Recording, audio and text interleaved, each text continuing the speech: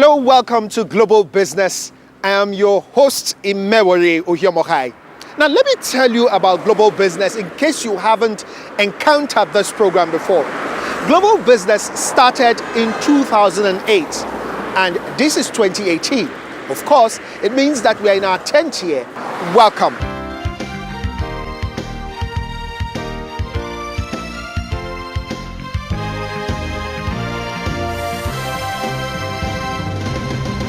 The last time Nigeria took a poverty survey of how many poor people there are in Nigeria is between 2009 and 2010, believe it or not. So every statistics you have been hearing hasn't been coming from the National Bureau of Statistics, because that is when they conducted a survey. Well, the African Development Bank, through the African Economic Outlook, came out in 2018 that there are over 80 million poor people in Nigeria, and they say that is very unacceptable. We went ahead and asked the statistician general of the National Bureau of Statistics, why are there over 80 million Nigerians that are below poverty level? And this is what he had to say. Let's take a listen to Yemi Kale, who is the statistician general of the National Bureau of Statistics. Now, let's start from the AFDB survey, that's the African Development Bank, in their recent report that came out, which showed the African Economic Outlook. They claimed that over 80 million Nigerians are poor, and this doesn't seem to coincide with what the National Bureau of Statistics have been doing over the years. I remember I asked the AFDB president why this is so, why is there no correlation between the National Bureau of Statistics and the AFDB statistics, and he was not very forthcoming on the answers. But for you, what's your reaction to that? Well, I know that the AFDB does not conduct data collecting activities in Nigeria. Most agencies, developer agencies, once they collect data, when they produce data, they actually collect data in partnership with MBS. So I know AFDB relies on administrative data or on models that they use. So since there's been no poverty statistics published by MBS since the last one in 2010-2011, I'm guessing that AFDB used the last publicly available indicator and try to run some simulations to try and see where the numbers are. So I would assume that it's probably some model that is being used to get those numbers. But poverty statistics, there's nobody with poverty statistics in Nigeria that is not collected using MBS. So that I can't. So I'll have to assume that the AFDB use some model that they have in their office, but they don't collect statistics in Nigeria. Okay, now let's look at. You said 2010, between 2010 and 2011 was the last time the statistics 2009, 2010. 2009, 2009, 2010, yes. Why is this so? I mean, between 2010 and that's close to about 8 years. Well, poverty statistics, there's some indicators you collect monthly, daily, quarterly, yearly, and so on. Poverty statistics is typically collected every 5 years for most countries, particularly developing countries that don't have well-funded statistics offices. It's extremely expensive. To collect that information, it's a year-long study, so you have to be sending enumerators for the entire year. So it costs a lot of money, and also the poverty situation of individuals doesn't change that frequently. So somebody in poverty last year is most likely going to be in poverty the year after. So you have to give enough time for policies and programs of government for their situation to actually change. So you don't want to be getting poverty data on a yearly basis, because you really find very little change in the circumstances of those that are in poverty. So you have to give it a bit more time so they can test. So poverty is normally collected every 5 years. So yes, we are supposed to have gone to the field in 2015, 2016. But like I said, poverty is an extremely expensive project, and until you get it approved in your national budget, or if you are working in collaboration with other agencies like we do with the World Bank, they have to get it approved in their budgets and so on. And if the money is not ready, we can't go and get the data. We don't make up the data in our offices. We have to do field work. And if there's no money for the field work, we just can't get the data. So is that what has led to the Nigerian Living Standards Survey? The Nigerian Living Standards Survey is the survey that is used to derive poverty inequality statistics. It has a lot of other uses. But yes, poverty statistics is derived from National Living Standard Survey, and that is what is used in most countries in the world. One may ask, what's the correlation between the Nigerian Living Standard Survey and the Sustainable Development Goals? Is this going to help us measure our poverty index, especially as we try to attain the SDG? The Living Standard Survey, like I said, it's used to gather information on poverty, on inequality, several other uses. Like I said, even the consumption expenditure indicators you're going to get, it will help to know what people are buying, what they are spending their money on, whether they're having more money to spend, and so on, and general living standards. So the objective of data, which is to give policymakers the facts of what is going on, is exactly what the use is. When you have accurate data on where you don't solve poverty without knowing how many people are poor, what their living standards and conditions are. You need to know where the majority of people are poor. So by the time you are done with the poverty survey, you have a very detailed in the data on where the poor are scattered across the country. And it's after you have that data that you can now say, in this particular local government, there's a concentration of people that are poorer in this place than somewhere else. So you can decide where to intervene in first or last. I'll give an example about how important this is. After the last poverty study showed that one of the states, I don't want to mention which one now, was worsened.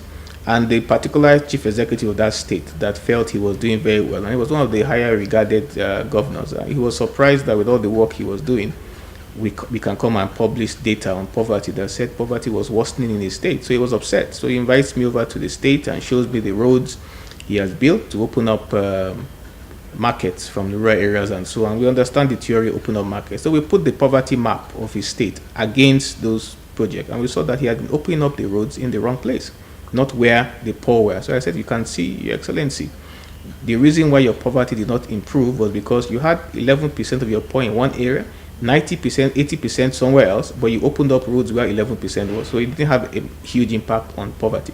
When you have this kind of data, state governments, federal governments can see exactly where the poor are. When you are the social safety net, they want to give the poorest people 5,000 naira or some benefit. Until you know the regions, the areas where the poor are, you are doing a guess game, and the money will not have its impact. By the time this work is done, the social safety net office will know exactly where the poorest and vulnerable are, and they will know where to devote those resources so it has a maximum impact. That's the benefit of this kind of project. And once it works and aids policy, then you see that the sustainable development goals will get better in attaining. In fact, you have led me to my next question.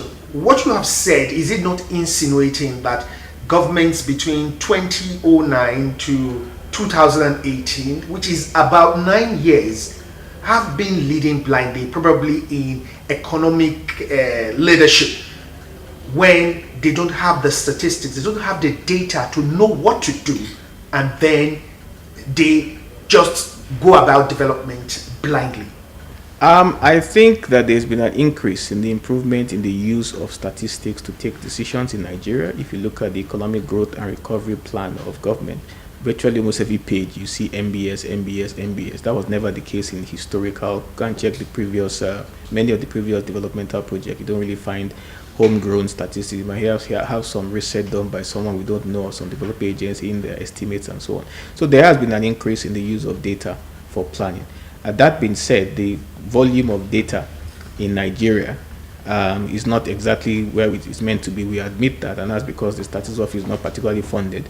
But I think, yes, in certain areas we have been taking decisions blindly because we are taking those decisions without enough data, or if the data is even there, certain policymakers have chosen to ignore it. In the past, what you get is, and to an extent currently, is where policymakers or certain people have an idea what they want to do, and once they decide, they now go and make up the data to back what they've already decided to do, as opposed to the other way around, which is that the data is supposed to tell you what to do, but you have instances, a lot of instances where people will do what they want to do and then look for data to back it. And if there's no data, if the data that exists does not back what they want to do, they will say the data is not correct. That's what we have had as a country, and that is a reason why a lot of the policies, programs, projects that we have done over the years have not hit their maximum potential, because we are doing it blindly. It was not informed by evidence, it wasn't informed by facts, and because of that, once you do things like that, then I've used this example many times when I had a word with a couple of governors that said they want to create 100,000 jobs, and I said, Your Excellency, you cannot create 100,000 jobs from thin air.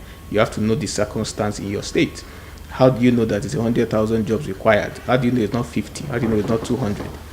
In what jobs? You have to know there are 150,000 unemployed doctors, 20,000 teachers, 11,000 engineers. That's when you know exactly the kinds of jobs you need to create to fix the problem. You don't just call out figures, 100,000, 200,000. That does not solve the problem. You might create 100,000 jobs for people with skills as doctors, and then find that you only have 3,000 people unemployed that can take up those vacancies. You have not solved the problem. So the data first, and then the policy and decisions after. So when do we expect to know the poverty index of Nigeria? Like I said, poverty study, living standard survey is a year-long survey. You go and get details on consumption expenditure for the whole year. And the reason you have to go for the whole year is that our expenditure patterns change across the year. You might spend, some people spend more at particular periods of the year. I mean, in January, most people have school fees.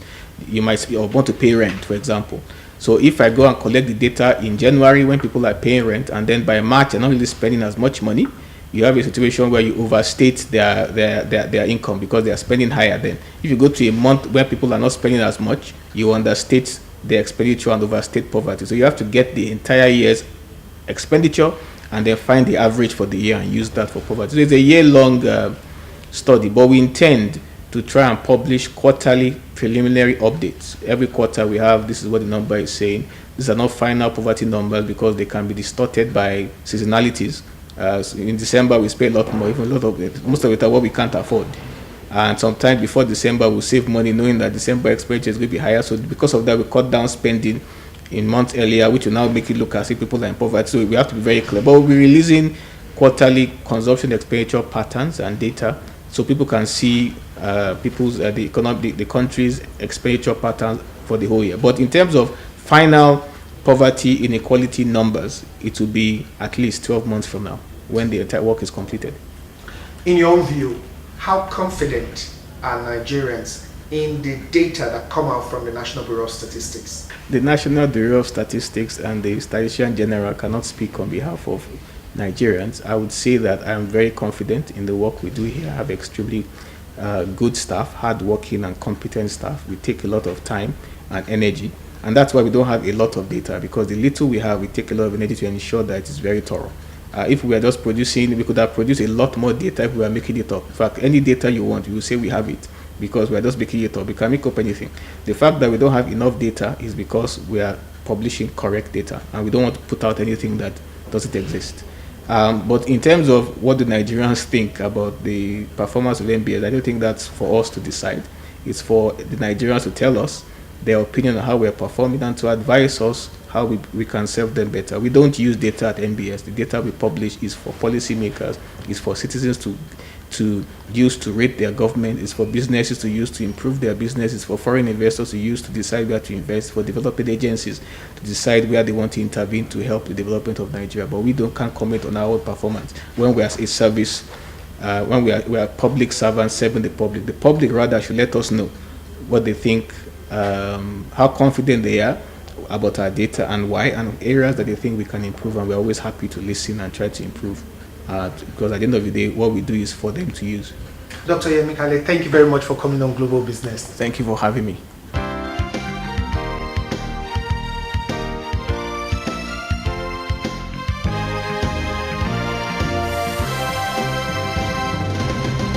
Now, do you know that there are about 140 million GSM users in Nigeria? That's 140 million people who use the GSM phone.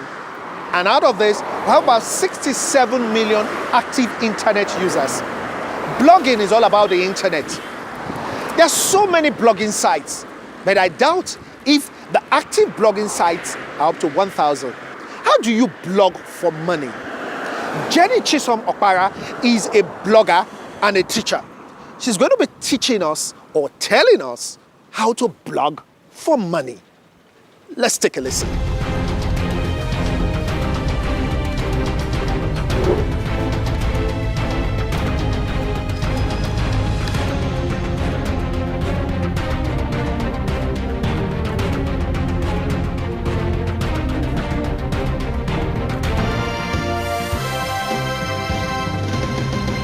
have somebody here who's going to teach us or tell us what it means to do blogging for business. And I've got Jenny Chisom Okpara. Jenny, welcome to Talking Point on Global Business. Thank you. Now, thank you. You're looking nice. Thank you. Now, tell us about blogging for business, because blogging is not usually for business, isn't it? Well, we have the Linda KGs and all that who have turned, but it's more than a blog now and all that. But you feel that you could do some simple blogging that could turn to business. Yes. So tell me about it. Okay, thank you for this. Blogging is a very like a viral issue. Almost everybody can blog. Almost everybody is also blogging. I mean, everybody that has some sort of authority on any space is doing a sort of blogging. But the part of business is the part which is where it is very interesting. Now there are two ways you can blog. You can use a blog for your business, but you can also blog for business. In fact, blogging has become real business. But like you said, in your intro, a lot of people still don't understand, how you can actually turn this thing you write about or record or do, into business. It's just like the same way it works on TV. How does your content on TV translate to money? People just watch and they wonder, how do these people get paid? Some people don't understand the mechanisms behind it. That is something with blogging. In fact, I tell people with blogging is like 360 media, because you can actually sell content in video. You can do a podcast. You can write. You can do photo display like an album. You can use infographics. Now the question will be the turning point for anybody who wants to understand business is, how do those things convert to money? So it comes back to, why did you post it? What are you blogging about? Who needs what you're blogging about? Do you understand? So that is the magic around making money that so many people have not understood. Now, if you have the conventional blogging we knew, when I started blogging 9 years ago, the conventional blogging we knew was, you put up something, a lot of people are revisiting it. So majorly it has to be gisty and chatty, so that is where people just go lounge, as it were, just read up of what's happening in other people's lives and viral things happening, and then they drop comments. And people were just innocently doing this without even knowing how that number of people could translate to what people want to use for exposure or publicity. So that became like the first thing, or the best way people knew how to monetize their blogs. Okay, so people are asking you, companies will write you usually and say, how many people are on your blog? I want to know, like, what's your traffic like, or maybe on a weekly, monthly basis. And then they use that to gauge and say, okay, if he or she's getting about 20,000 hits, we could, we can invest there. We can see how to put up our banners, or, have her or him do a review of our product, or have her or him brand what it is we do. Okay. So now you talked about something. You said so many people are blogging. Yeah. And so it means that so many people are in that market. Yes. How do you create that niche that brings someone to you? Thank you for that question, because it's the niche that, there's a saying that says the riches are actually in the niches. So that kind of blogging I was describing, that we all knew, but that we all were familiar at first with, is that niche where, it's like magazine, it's like, everything is there. A little bit of everything is there, news, fashion, everything. So that was what everybody understood. Many people started blogging like that as well, because everybody likes to be me too, me too. But blogging had actually moved away from that feel-alright blogging to serious business. And that is niching. You have to find, it's not even enough for you to say, oh, yes, I'm a fashion blogger. What is that? That is too broad. You can't run your blog like you run a TV station, or you run like for a personal blog. You can decide to do a news blog. There are many news bloggers as well. But I'm talking about people who have a certain interest and want to create an authority and market for themselves and then make money.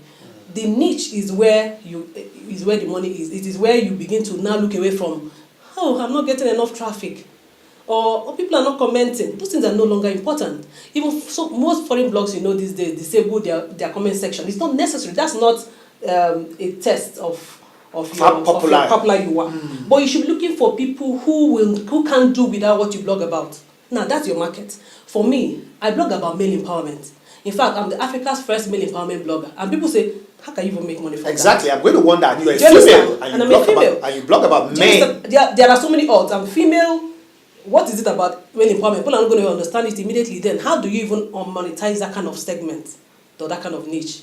So that's where the real problem. So you ask me now, what is my niche? Male empowerment. What is male empowerment? I advocate that people should give men a listening ear, hear men out. If men, if you're complaining about men, have you ever considered that if he knew how to act better, he would do better? Why do you victimize a male just because he's a man? And you think, there's something out of the ordinary. Now, that is also a market. Even though I run it like a social cause, but I did not look away from the market. In the last 9 years, I've blogged 3 niches. So this is like my 3rd niche, and this is my most viral, most rewarding niche. I blogged about books and literature. I blogged about CEOs in Nigeria. Before I switched to this. So imagine if I did not understand business, I won't even last your 9 years. I mean, what are you blogging for? I mean, you should better go and get a job. I would have listened to my father a long time ago. So I understand that my market is men. Now, not all men.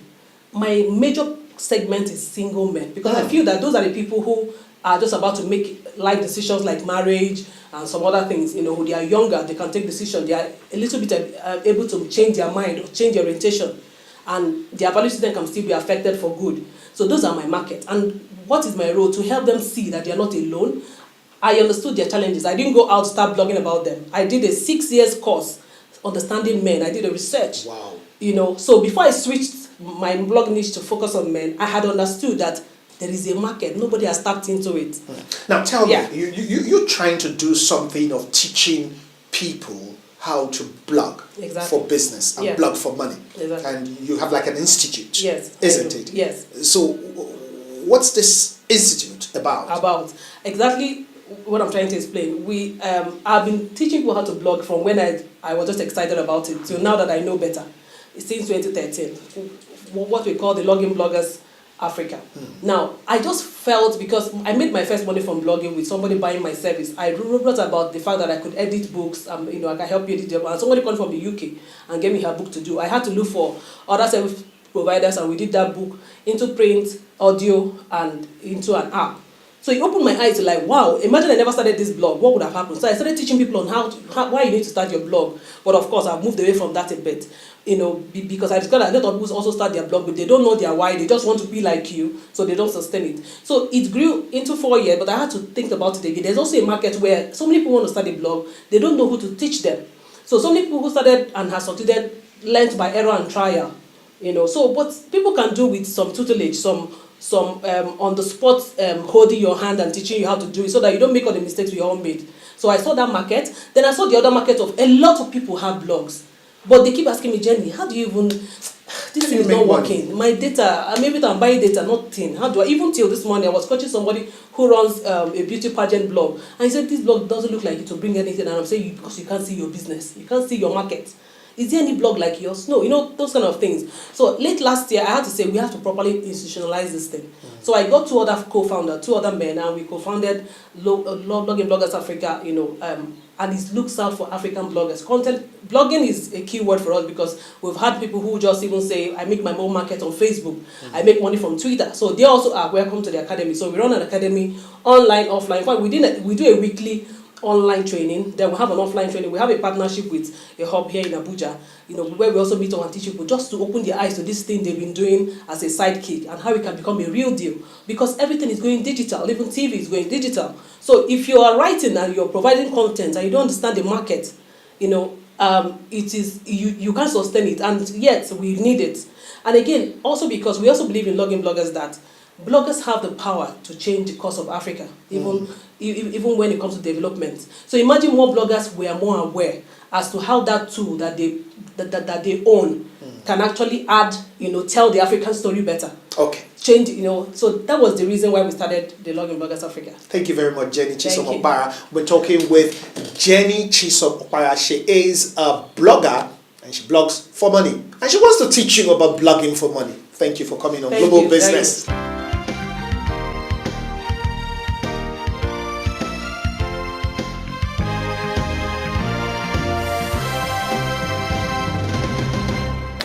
Now, if you've ever been to the Nigerian Deposit Insurance Corporation, NDIC, for a communication job or something that has to do with the relationship with the public, between NDIC and the public, and you have never met Sule Hadi Birchi, then you haven't met Mr. Communicator himself.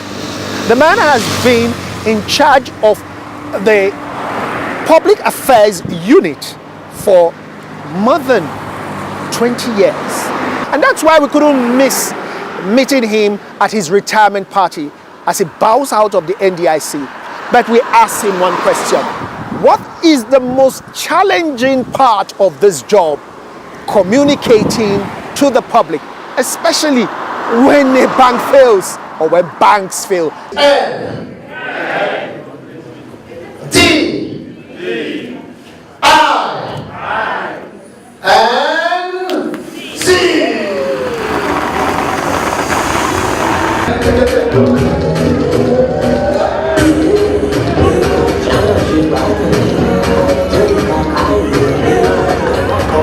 What would you say was your most challenging experience in your whole 26 years, especially the one you spent in CPA? I think you have said the right thing. The most challenging thing is dealing with the press. These are people who will say the misfortunes of other people are fortunes for the press. We are really lucky in NDIC that really the press has really supported us. But it's very, very challenging because you have to manage not only the information but also the image of the corporation. So any organization has its own challenges.